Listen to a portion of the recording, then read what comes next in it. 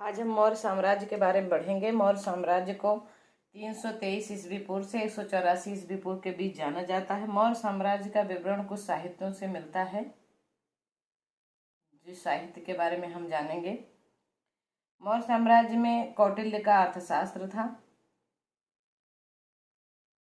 कौटिल्य का अर्थशास्त्र,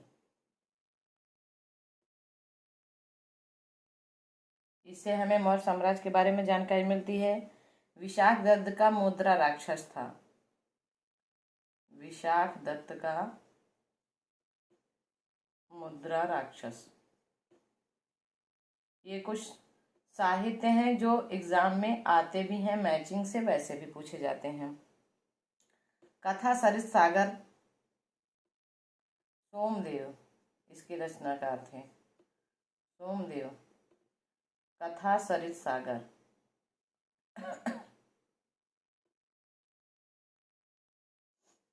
कथा सरित सागर है। बृहद कथा मंजरी जो है क्षेमेंद्र की थी। क्षेमेंद्र, बृहद कथा मंजरी, इससे उनकी जानकारी प्राप्त होती है। महाभाष्य पतंजलि का है। योग दर्शन, महाभाष्य, इन सभी रचनाओं से हमें मौर्य साम्राज्य के बारे में जानकारी मिलती है। सबसे महत्वपूर्ण जो है अर्थशास्त्र पाया जाता है।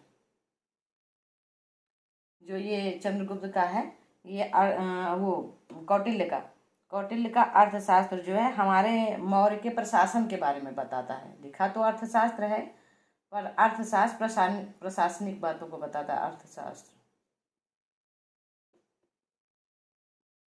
मौर्य साम्राज्य के प्रशासन के बारे में हमें जानकारी देता है, और चंद्रगुप्त के व्यक्तित्व के बारे में भी जानकारी देता है। दूसरा बौद्ध ग्रंथ में आता है। जैसे बौद्ध ग्रंथ के भी साहित्य थे, जिसमें दीपवंश आता है, महावंश आता है, महाबोधि आता है, दिव्यवदान लिखा दे रहे हैं। दीपवंश क्योंकि अशोक सम्राट भी जो है इसमें वो थे अनुयायी। महावंश, महाबोधि,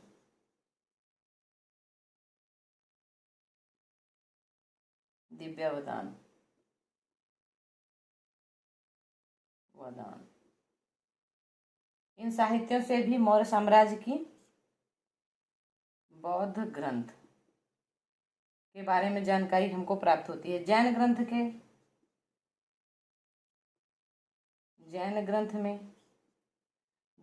में महत्वपूर्ण है जो है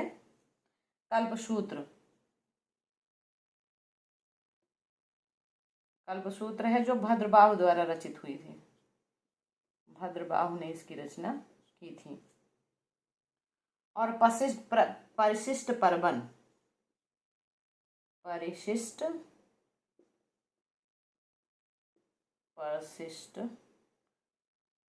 पर्वन, ये जो है हेमचंद्र ने लिखी थी। इन साहित्यों से जो है हमें मौर्य वंश के शासन प्रशासन के बारे में, राज्य के बारे में जानकारी, विवरण प्राप्त होता है। कुछ विदेशी भी थे। विदेशी विवरण में जो है, विदेशी विवरण में स्ट्रैबो और जस्टिन ने चंद्रगुप्त मौर्य को, स्ट्रैबो और जस्टिन, सेंड्रोकोट्स कहा है।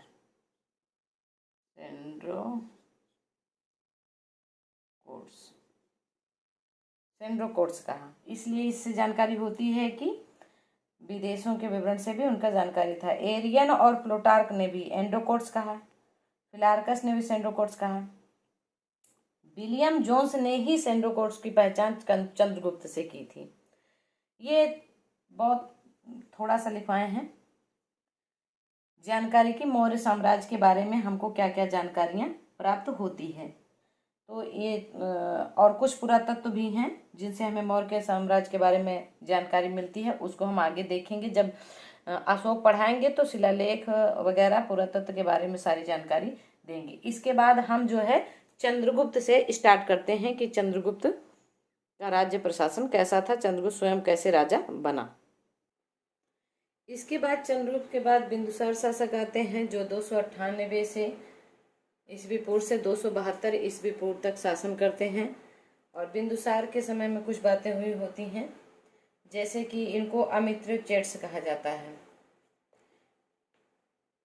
इनका या अमित्र घात, अमित्र चेट्स या अमित्र घात एक उपाधि है, जाना जाता है, कभी कभी पेपर में आ जाता है कि अमित्र घात इसके नाम से था। और जैन ग्रंथ में सिंहसेन कहा जाता है।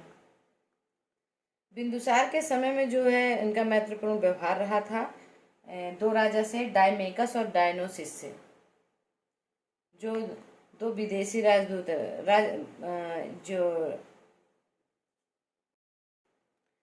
बिंदुसार 298 ईस्वी पूर्व से 272 ईस्वी पूर्व में शासन किए हैं। इनको अमित्र चेट्स या अमित्र घात के नाम से जाना जाता है। इनके शासनकाल में दो विदेशी राजदूत आए थे, एक का नाम था डायमेकस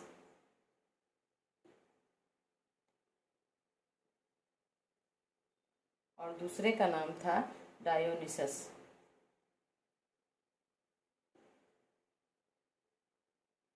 ये दोनों राजदूत जो है आता है कभी कभी कि बिंदुसार के समय में दो विदेशी राजदूत कौन से आए थे। सीरिया का एक शासक था, सीरिया के जो शासक थे एंटियोकस,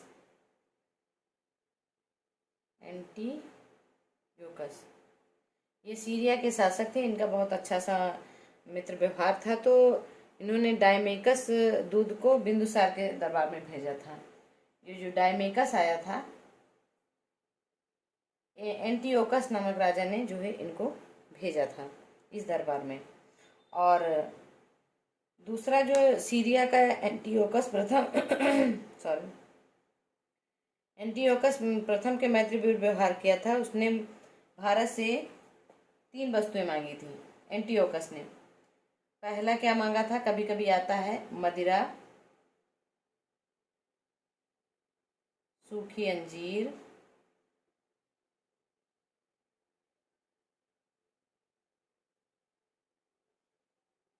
और दूसरा एक दार्शनिक।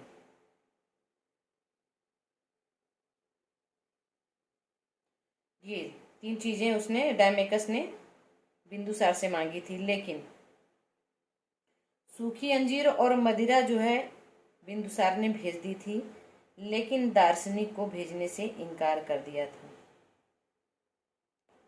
क्योंकि भारत में दार्शनिक का क्रय विक्रय नहीं किया जाता था उस समय, उसका सम्मान किया जाता था, इसलिए उन्होंने इसके लिए मना कर दिया था। इसमें एक बिंदुसार का मिलता है, जैसे कि बिंदुसार जो है आजीवक संप्रदाय का, बिंदुसार आजीवक संप्रदाय को मानता था, आजीवक संप्रदाय का न्याय था, आजीवक संप्रदाय अनुयायी था। इतनी चीजें जो है बिंदुसार के बारे में आती हैं। बाकी हम जो है अशोक से शुरू करेंगे, वहाँ बहुत सारा है, थोड़ा कई पार्ट में हो जाएगा, उसको आराम से हम पढ़ेंगे।